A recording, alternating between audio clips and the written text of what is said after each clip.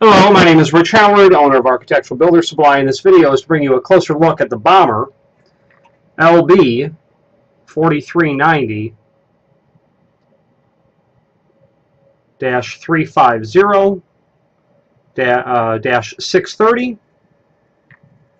This is a 3.5 inch by 3.5 inch single acting full mortise spring hinge in solid stainless steel. This is a magnet. It's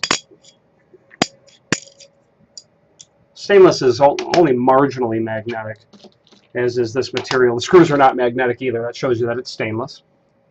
So the LB part of the part number means that it is a lube bearing. It's a maintenance-free sort of design of bearing by the Bommer, the manufacturer. 4390 is the 4390C is representative of the fact that this is a commercial thickness template pattern hinge. Okay. The 350 means that this hinge is 3.5 inches tall. Pardon me. Height always comes first on a hinge like this, and 3.5 wide. Okay.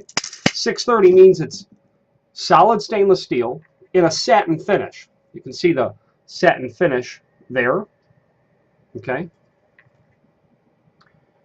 Includes screws. Those are also stainless. All wood screws, all metal screws. The thickness of the leaf on this, being a 4390 by Bommer, means that it's 130 thousandths thick, commercial grade thickness. It's a single acting spring hinge, full mortise. You can see the swag on the hinge leaf that the hinge is to be completely mortised to the edge of the door and then to the frame when the door is closed. That's what it'll look like. There's a link.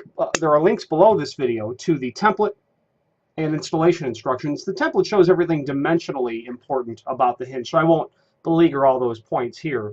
But the installation instructions, and they're also printed on the back of the box, which is nice.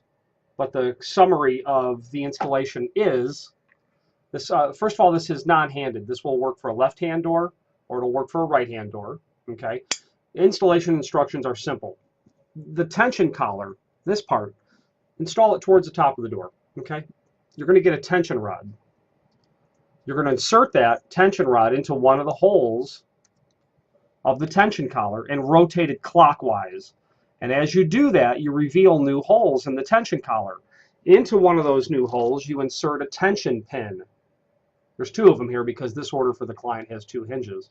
You'll insert one of those pins into the new hole in the tension collar, and that will hold the tension on the spring. And you might have to do it again and relocate your pin, whatever the case might be.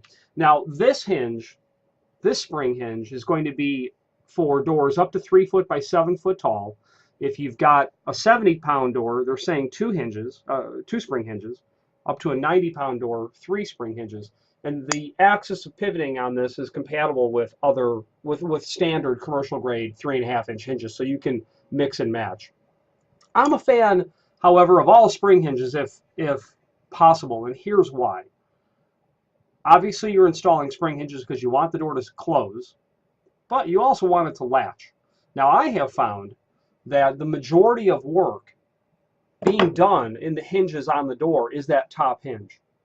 If you've got one spring hinge where you should have two, or two where you should have three, you're going to find that you've really got to set the tension on this spring really high to get enough energy into the door and then enough inertia built up as the door is closing to get it to really get through its cycle. And what happens is the last few degrees is where the energy kind of dissipates. And having a smaller amount of spring hinges makes it really difficult to get that door to actually latch, overcome the friction of the latch bolt and actually latch. What people end up doing is having to crank that spring up to get to really get going through it, and sometimes it slams and even bounces back open. I find with all spring hinges, you're able to set the tension on all of them such that they work together to build enough, let's say, torque, so that there's a significant amount of energy behind the door closing without having to put the door spring hinges into a situation where you've really got those springs torqued up real high.